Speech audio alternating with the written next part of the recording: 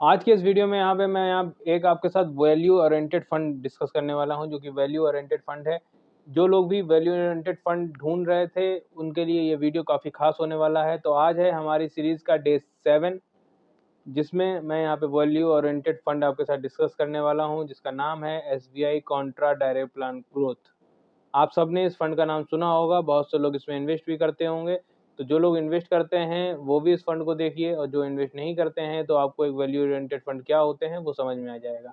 सबसे पहले शॉर्ट में समझ लेते हैं कि वैल्यू ओरिएंटेड फंड होते क्या हैं। वैल्यू ओरिएंटेड फंड उनको कहते हैं जहाँ पे जो फंड मैनेजर है वो वैल्यूज़ के हिसाब से यहाँ पे इन्वेस्टमेंट करता है। आप कहेंगे कैसे?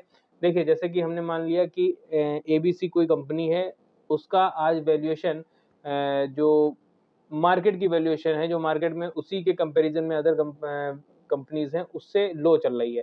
लेकिन फंड मैनेजर को लग रहा है कि ये ABC कंपनी जो है, इसकी वैल्यूएशन क्योंकि कम है, लेकिन ये कंपनी मजबूत फंडामेंटल की है, ये आगे चल के ये मार्केट कैप से या मार्केट की जो वैल्यूएशन है उससे ऊपर जा सकती है या वहाँ पे पहुँच सकती है।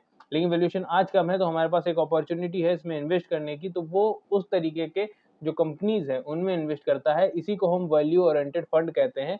तो यहाँ पे ये जो हमारे साथ फंड है, ये एक वैल्यू ओरिएंटेड फंड है। यहाँ पे जो फंड मैनेजर है वो इस तरीके की कंपनीज में इन्वेस्ट करता है जो कि आज के टाइम पे जिनका जो वैल्यूएशन है वो कम है, लेकिन फंडामेंटली मजबूत हैं, जो आने वाले समय में आपको एक अच्छा रिटर्न और एक अच्छा वैल्यूएशन दे सकती हैं।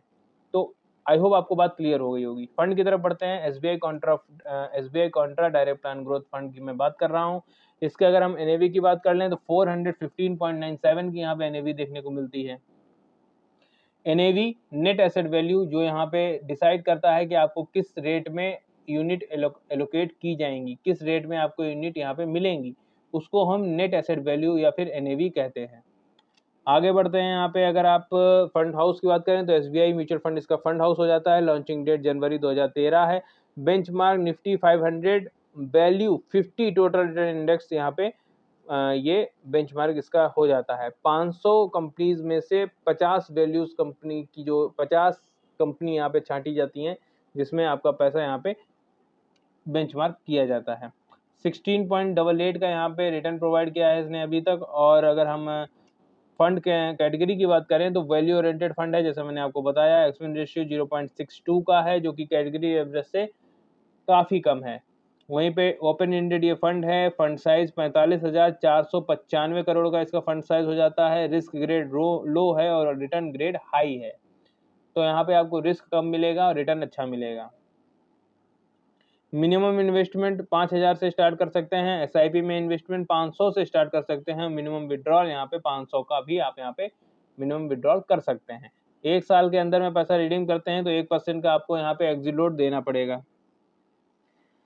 CAGR की बात कर लेते हैं तो एक साल में 3.69, 3 साल में 27.54 और 5 साल में 35.46 का CAGR देखने को मिलता है, जो कि लगातार अपने कैटेगरी एवरेज को बीट कर रहा है। ये देखिए, यहाँ पे एक साल में 2.34, 3 साल में 24.60, 5 साल में 26.75 का यहाँ पे कैटेगरी एवरेज का देखने को मिलता है CAGR, जो कि लगातार अपने कैटेगरी एवरेज को बीट कर रहा है ये फंड। रिटर्न की बात कर लेते हैं तो 6 महीने में नेक टू नेक परफॉर्मेंस देखने को मिलती है। एक साल में जो फंड कैटेगरी एवरेज है उसने आउट परफॉर्म किया है। 2 साल में कैटेगरी एवरेज ने आउट परफॉर्म किया है। 3 साल में कैटेगरी एवरेज ने आउट परफॉर्म किया है और 5 साल में भी कैटेगरी एवरेज ने एक साल में कैटेगरी एवरेज ने आउट परफॉर्म किया है। 2 साल में फंड ने आउट परफॉर्म किया है। 3 साल में फंड ने आउट परफॉर्म किया है और 5 साल में भी फंड ने आउट परफॉर्म किया है अपने कैटेगरी एवरेज से, जो कि एक पॉजिटिव पॉइंट इस फंड को दे देता है। ईयरली बेस रिटर्न की बात कर लेते हैं तो 2020 में 31.4 का रिटर्न देखने को मिलता है। 2021 में 51 का यहाँ पे रिटर्न देखने को मिलता है। 2022 में 13.6% का रिटर्न देखने को मिलता है। 2023 में 39.5% का और 2024 में 19.9% का रिटर्न देखने को मिलता है। ओवरऑल रिटर्न वाइज ये फंड काफ़ी अच्छा देखने को मुझे मिल रहा है। SIP रिटर्न की बात कर लेते हैं तो SIP रिटर्न यहाँ पे एक साल में 4.09, 3 साल में 22.71 और 5 साल में 33.26 का रिटर्न देखने को मिलता है। एसेट एलोकेशन की बात कर लेते हैं तो यहाँ पे एसेट एलोकेशन इक्विटी में 89.70 का देखने को मिलता है इन्वेस्टमेंट, डेट में 6.20, अदर्स में 4.10 का इन्वेस्टमेंट देखने को मिल रहा है। फाइनेंशियल यहाँ पे सेक्टर एलोकेशन की बात कर लेते हैं तो फाइनेंशियल में 26.70, एनर्जी में 5.50, टेक्नोलॉजी में 7.92, हेल्थ केयर में 7.01, कंज्यूमर स्टेपल्स में यहाँ पे आपका 6.97 और अदर्स में 30.90 का इन्वेस्टमेंट देखने को मिलता है। मतलब यहाँ पे हाईएस्ट इन्वेस्टमेंट आपका अदर्स में और उसके बाद फाइनेंशियल में इन्वेस्टमेंट हाई इन्वेस्टमेंट देखने को मिल रहा है। मार्केट कैपिटलाइजेशन की बात कर लेते हैं तो यहाँ पे लार्ज कैप में आपको लगभग 67-68% के आसपास का इन्वेस्टमेंट देखने को मिलता है। मिड कैप में 22.73, स्मॉल कैप में 8.85 का इन्वेस्टमेंट देखने को मिलता है। मतलब हाईएस्ट यहाँ पे इन्वेस्टमेंट आपको लार्ज कैप में देखने को मिल जाएगी।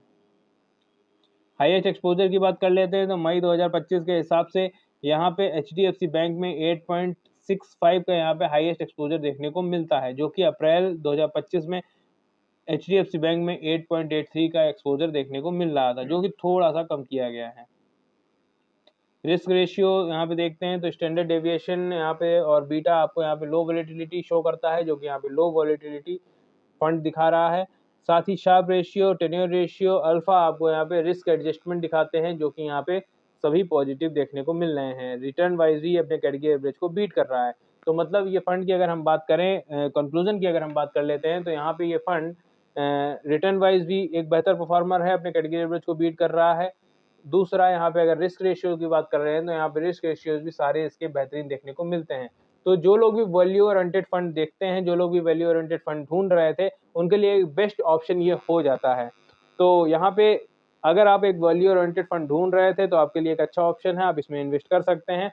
और अगर नहीं तो आप इसको शेयर करिए अपने उस दोस्त के साथ जो कि वैल्यू ओरिएंटेड फंड ढूंढ रहा था, जिसमें इन्वेस्ट करना चाहता है, लेकिन उसको पता नहीं है कि वैल्यू ओरिएंटेड फंड पहले बात तो होते क्या है और उसमें इन्वेस्ट करने से उसको क्या फायदा हो सकता है।